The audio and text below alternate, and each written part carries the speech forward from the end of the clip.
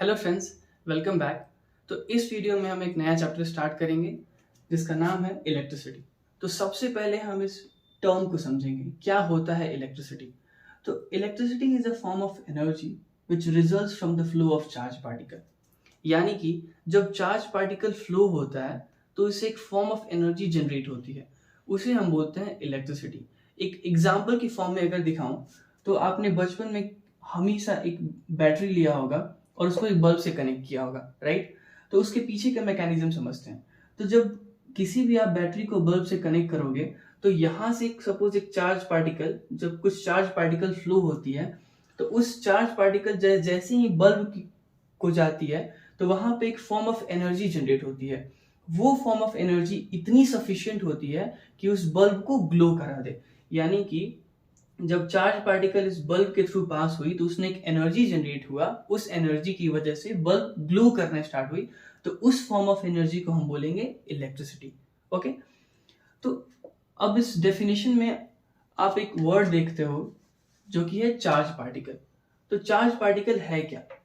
Charge particle fundamental property होती है किसी भी मैटर की। मैटर यानी कि आसपास में आप जो चीजें देखते हो वो सभी मैटर है। Anything that occupy space and has mass is matter.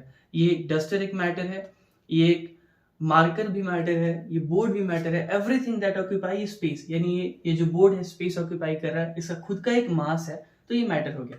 तो मैटर की एक फंडामेंटल प्रॉपर्टी होती है चार्ज। तो चार्ज कितने तरीके के होते हैं? चार्ज पार्टिकल दो तरीके के होते हैं, एक होता है पॉजिटिव, एक होता है नेगेटिव।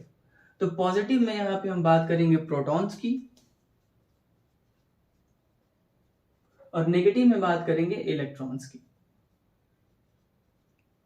ओके, तो प्रोटॉन्स प्रोटॉन्स मतलब क्या हुआ? यानी कि उस पर पॉजिटिव चार्जेस हैं, और इलेक्ट्रॉन्स मतलब उस पर नेगेटिव चार्जेस हैं। तो ये हो गया चार्ज पार्टिकल के टाइप। चार्ज पार्टिकल, चार्ज होता क्या है? चार्ज एक फंडामेंटल प्रॉपर्टी होती है मैटर की। अब कोई भी मैटर हुआ, सपोज ये मेरा एक मैटर हुआ, तो इसमें चार्ज पार्टिकल प्रेजेंट होते हैं। आप दुनिया में कोई भी मैटर उठा लो, सभी में चार्ज पार्टिकल प्रेजेंट होते हैं। सपोज ये एक मैटर है, इसमें मेरे पास 5 पॉजिटिव चार्ज पार्टिकल हैं, 5 नेगेटिव चार्ज पार्टिकल है, तो टोटल चार्जेस नलीफाई होकर एक न्यूट्रल बॉडी हो गई। लेकिन अगर किसी बॉडी पे 5 पॉजिटिव चार्जेस हैं और सपोज इससे कम नेगेटिव चार्जेस हैं, यानी कि 5 पॉजिटिव चार्जेस और मैं मान लेता हूं कि 3 नेगेटिव चार्जेस हैं, तो इसमें क्या हुआ? पॉजिटिव चार्जेस की संख्या ज्यादा है, नंबर ऑफ पॉजिटिव चार्जेस ज्यादा है, यानी कि ये जो बॉडी है वो पॉजिटिवली चार्ज बॉडी हो गई, राइट। सेम सिचुएशन में अगर किसी बॉडी पे सपोज 5 पॉजिटिव चार्ज है और 7 नेगेटिव चार्जेस है, यानी कि नेगेटिव चार्जेस का नंबर ज्यादा है, यानी कि ये पूरी बॉडी जो हो गई वो नेगेटिवली चार्ज बॉडी हो गई, राइट। तो इस चैप्टर में हम पूरे चार्ज के बारे में पढ़ने वाले हैं, फ्लो ऑफ चार्ज के बारे में। ओके, तो अब चार्ज के बारे में पढ़ने वाले हैं, तो यहाँ पे हमें दो कॉन्सेप्ट सीखने को मिलता है। कैसे चार्ज को पढ़ेंगे? क्या चार्ज रेस्ट में होगा या क्या चार्ज मोशन में होगा? तो यहाँ पे हमारे पास दो टॉपिक्स खुले।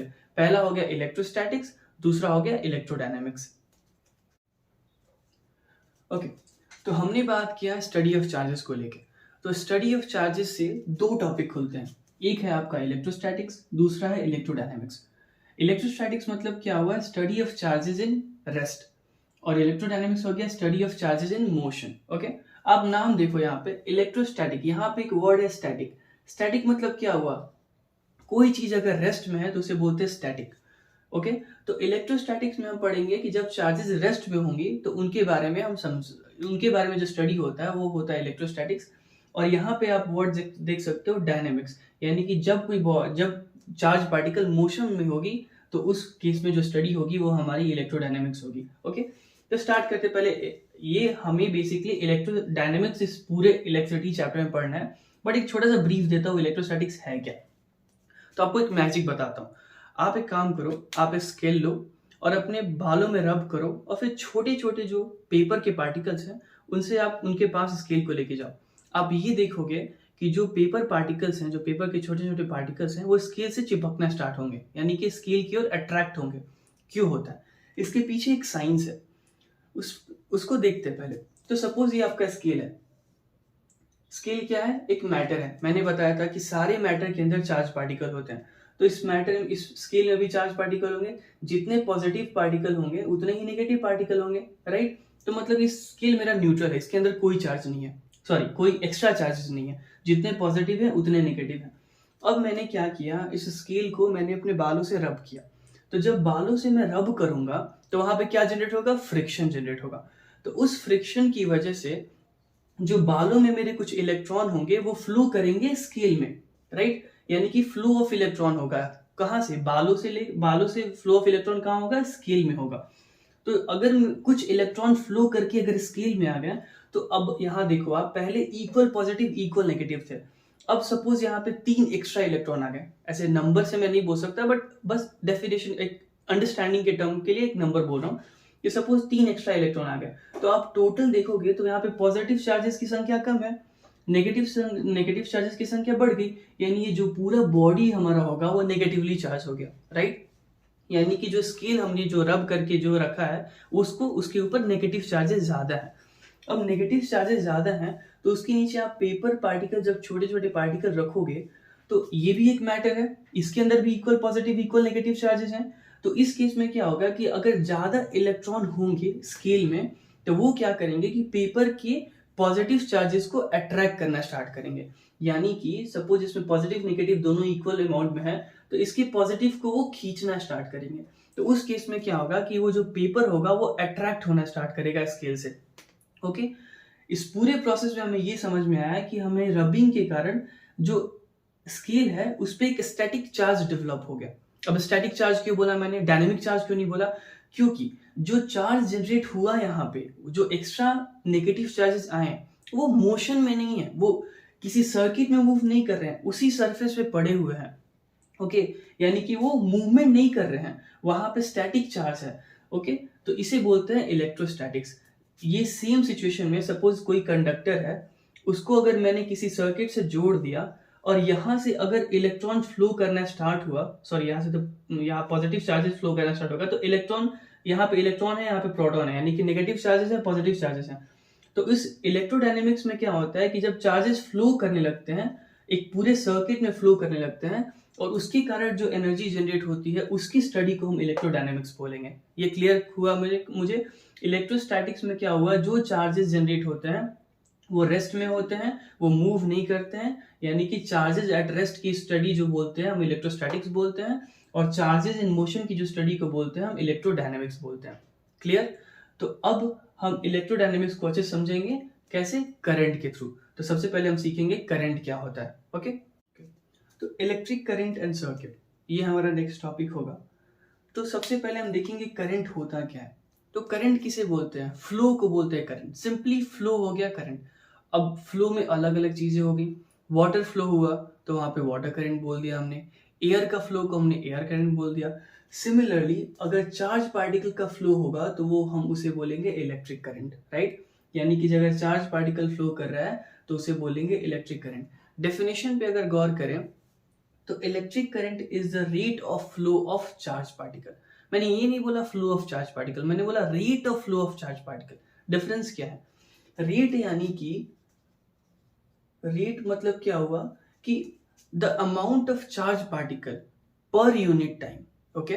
यानी कि चार्ज पार्टिकल सपोज जिसको हम क्यू से रिप्रेजेंट करते हैं, तो वो एक यूनिट टाइम में कितने चार्ज पार्टिकल फ्लो होते हैं उसे हम बोलेंगे इलेक्ट्रिक करंट, यानी कि Q बाई टी।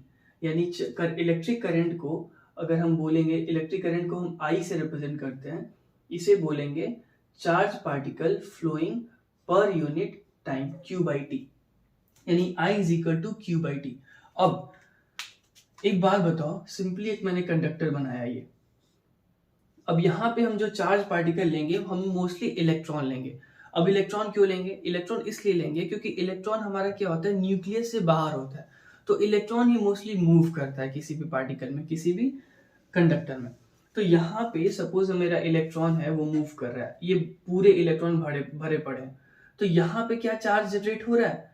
तो मैंने क्या बोला कि जब इलेक्ट्रिक चार्जेस जब मूव करते हैं तो उससे इलेक्ट्रिक करंट जनरेट हो रहा है।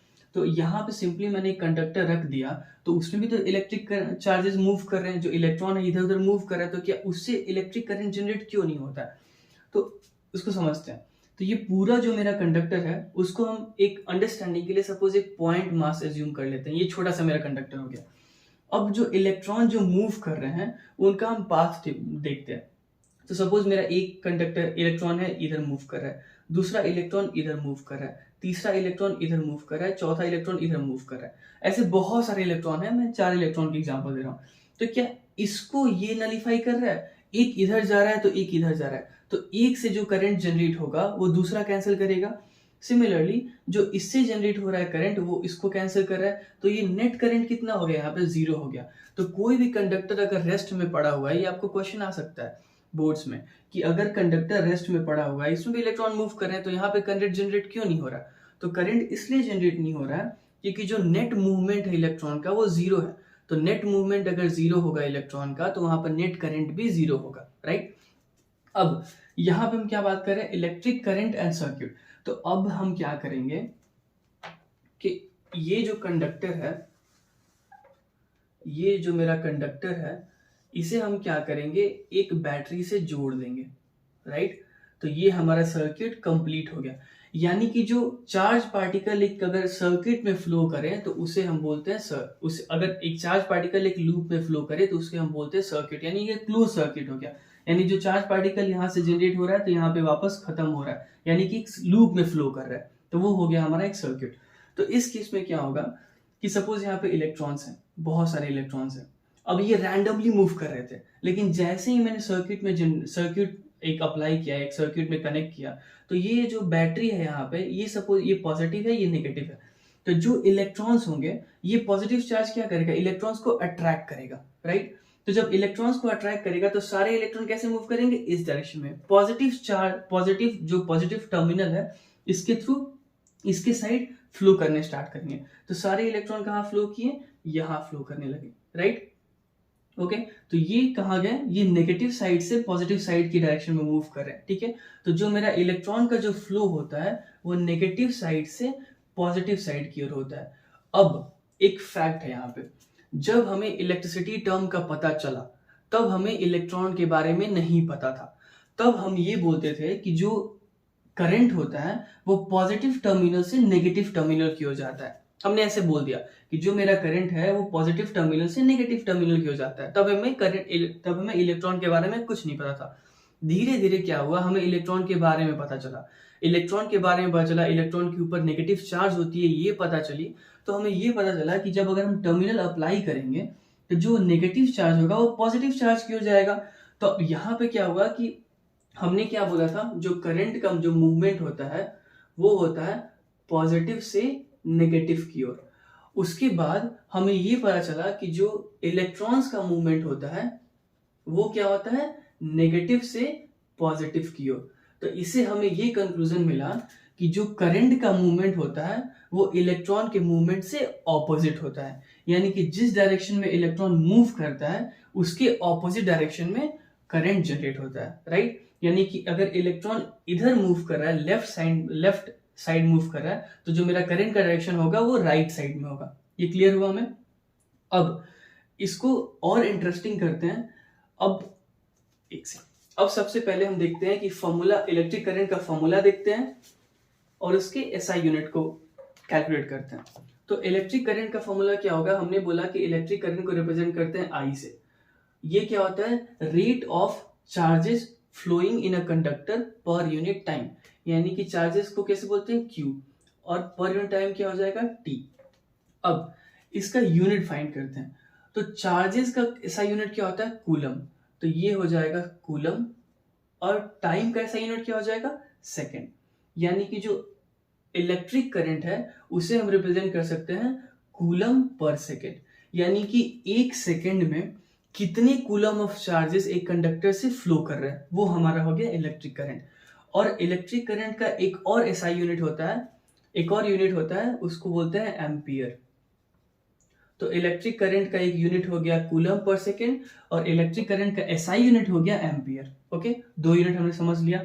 अब इसको रियल लाइफ में समझते हैं, रियल पिक्चर देखते हैं, इसको एग्जैक्टली देखते हैं एग्जैक्टली होता क्या है। ओके, तो यहां पे हमने कंडक्टर ड्रॉ किया, इसको हमने एक सर्किट से जोड़ दिया।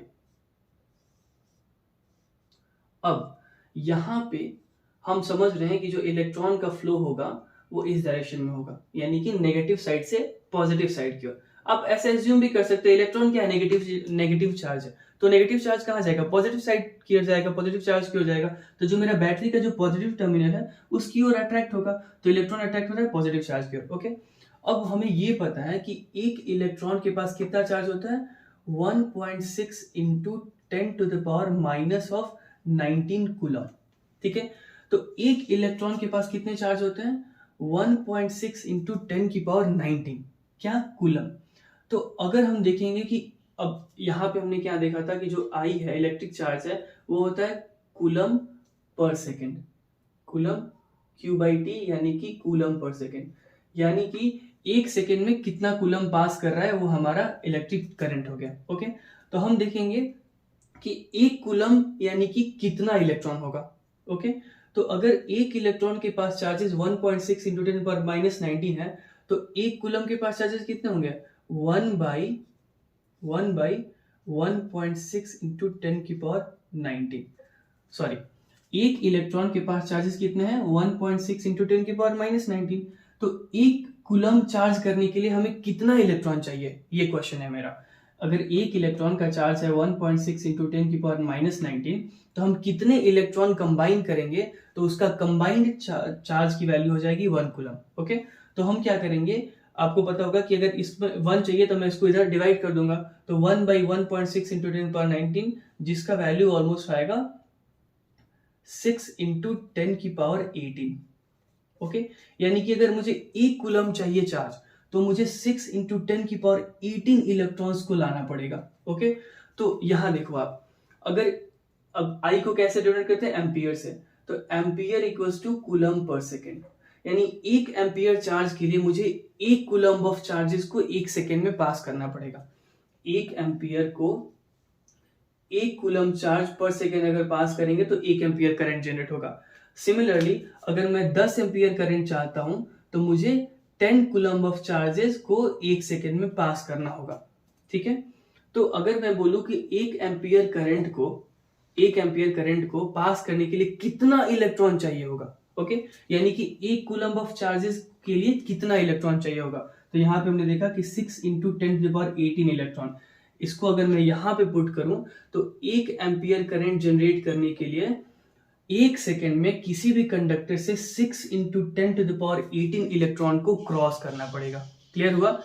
अब सोचो 6 इंटू 10 टू द पावर 18 कितना ज्यादा अमाउंट होगा। 1 सेकेंड में किसी भी कंडक्टर से अगर 6 into 10 to the power 18 electron pass करेंगे, तब जाके 1 एम्पियर हमें मिलेगा। ओके, ये हो गया हमारा इलेक्ट्रिक करंट इन सर्किट।